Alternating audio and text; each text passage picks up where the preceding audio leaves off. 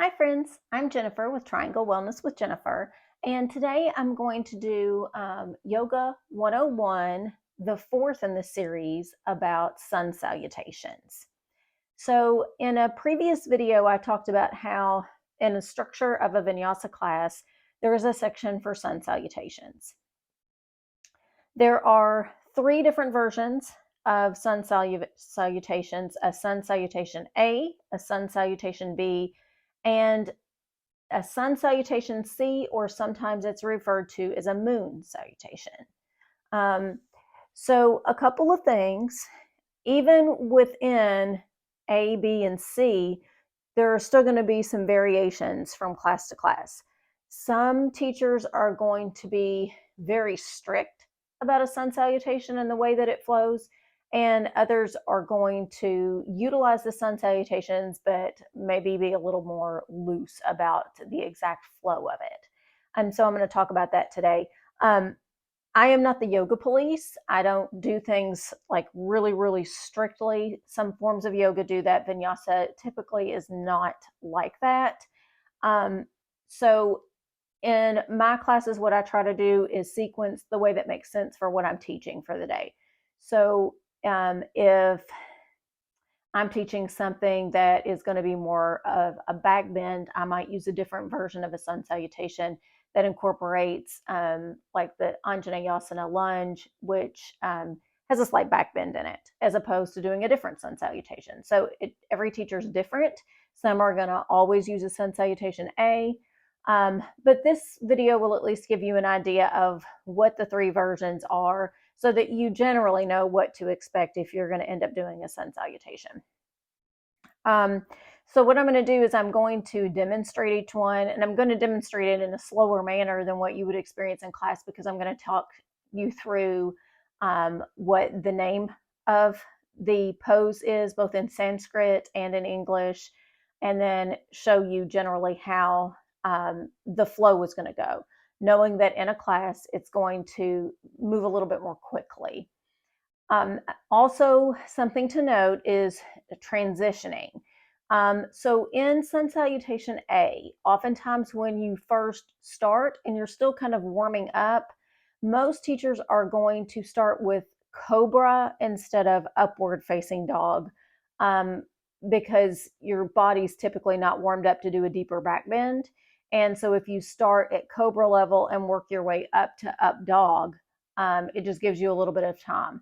So some of the sun salutation A is going to vary a little bit based on how many times you might go through it doing Cobra, how many times you might go through it upward facing dog, and different transitions there in between. And you'll see what I'm talking about when I actually demonstrate in a few minutes. But there are alternate ways to get kind of to and from the front and back of the mat when you're transitioning. Sometimes you're always going to step back or step forward as you progress in yoga class. And you may be given the option. Often teachers will give the option, um, you know, if this is available to you, or if you wish, you can do this or that. So typically level one is going to be step back, step forward, and then it progresses from there, such as hop back, hop forward, jump back. Um, and again, it could be that you step forward, hop back, because you're going to find when you start, hopping forward is going to be easier than hopping back. And jump backs are quite challenging and can sometimes cause injury, because typically when you do a jump back, you're jumping into chaturanga, which is a low plank. And as I've mentioned on a previous video, you have to be very cautious with that, because it's an easy way to mess up your rotator cuff. So if you get to a point where you're going to jump back, make sure that you're doing it in proper form and not going to hurt yourself. And don't worry about what other people might be doing in the class. If the teacher gives the option, you do what's best for you, and don't worry about the levels of the people in the class, because you're likely going to experience a class where there's multiple levels and abilities within the class. So I'm going to get started. First, I'm going to do a demonstration of Sun Salutation A. I'm going to basically go through one round, maybe two, to show you the difference, particularly in Sun Salutation A. So that's the one where you're going to have a little bit more variation. But know that in a class, you might go through 3, 4 rounds, maybe more of Sun Salutation. So it just depends on the teacher and how the class is structured. But I just want you to kind of understand what the poses are in those sequences and what to expect. So in Sun Salutation A, you're going to start at the top of your mat. And remember, we've talked before about linking movement to breath. So you're always going to start with an inhale, and whatever comes after that, you're going to exhale, and then inhale and exhale. So every movement is going to be linked to a different breath. So when you start Sun Salutation A, you're going to start at the top of your mat, feet grounded. You're going to inhale and go into Urdhva Hastasana, or upward salute. Palms will touch. As you exhale, you will go into Uttanasana, or forward fold. Then the next step is inhale to Ardha Uttanasana, or halfway lift. And then exhale, step back into plank. And this is the part where, as you advance through the sequence, you might not even do plank because you might be going directly into chaturanga, which is a low plank.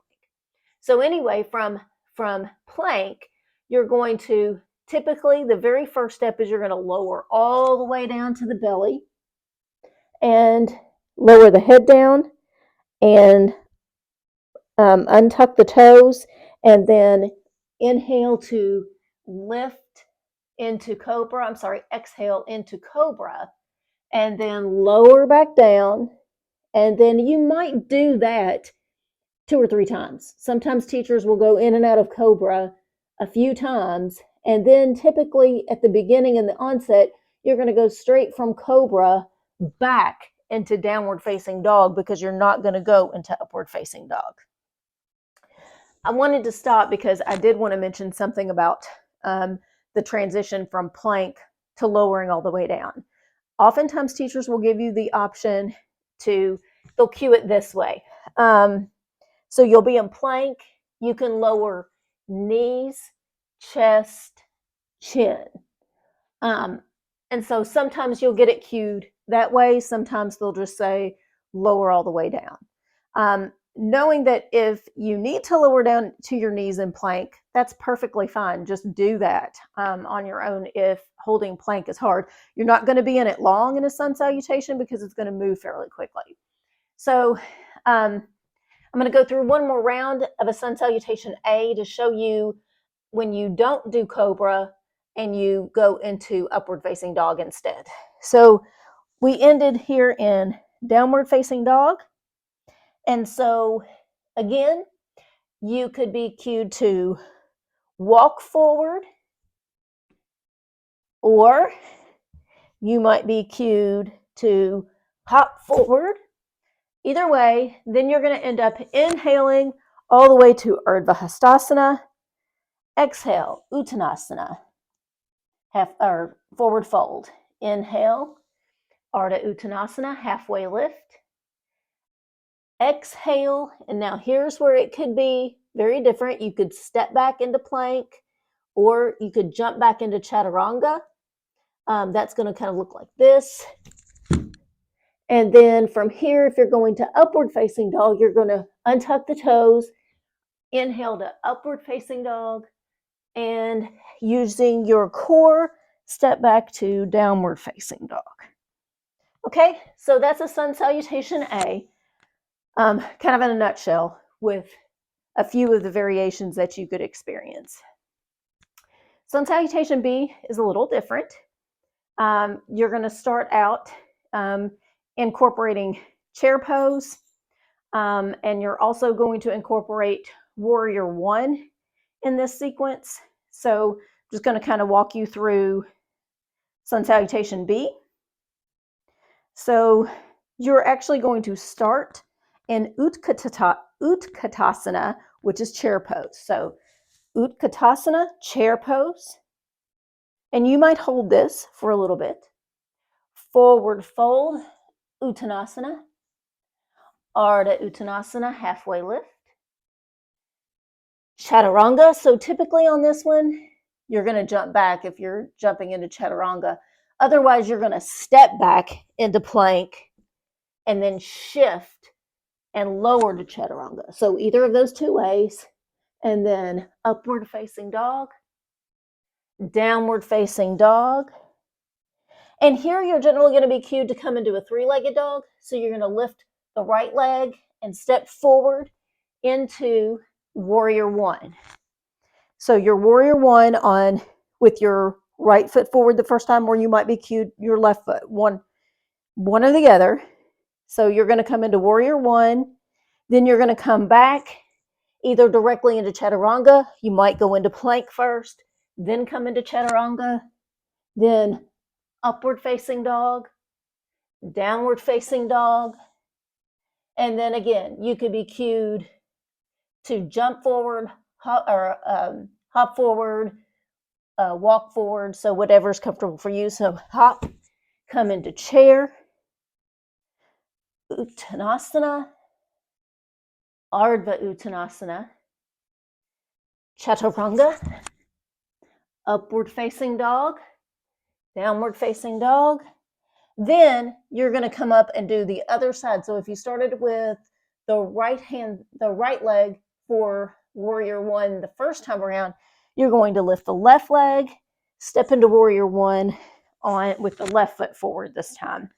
And so then you'll continue to repeat down to chaturanga, or you might go into plank, go forward into chaturanga, upward facing dog, downward facing dog.